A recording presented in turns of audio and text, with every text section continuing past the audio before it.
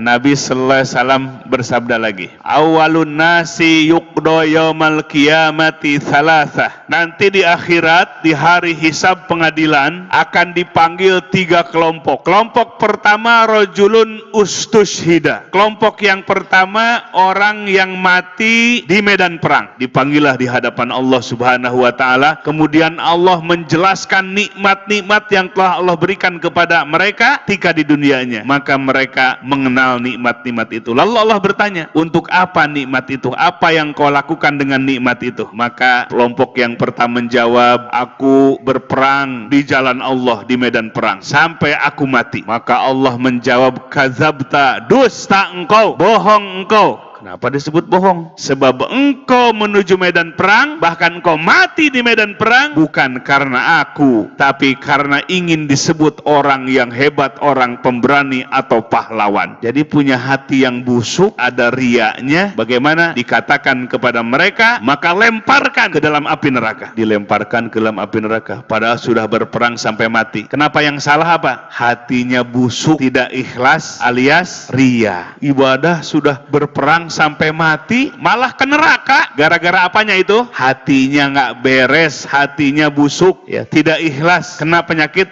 ria. Wah, ingin disebut pahlawan, ingin disebut pemberani. Lalu kelompok yang kedua dipanggil. Maka Allah jelaskan nikmat yang telah diberikan kepada orang itu, dan orang itu mengakuinya. Lalu Allah bertanya, dengan nikmat-nikmat itu apa yang kau lakukan? Ya menjawab, aku belajar agama dan mengajarkan agama itu kepada orang lain, dan aku membaca Al-Quran. Maka Allah Subhanahu wa ta'ala menjawab, kadzabta, dusta engkau, bohong engkau. Engkau belajar agama dan mengajarkan agama bukan karena aku, tapi karena ingin disebut seorang alim yang pinter. Dan engkau membaca Quran bukan karena aku, tapi ingin disebut si qori. Si qori yang tukang baca Quran. Waduh, si qori internasional. Ingin disebut qori nasional, qori internasional.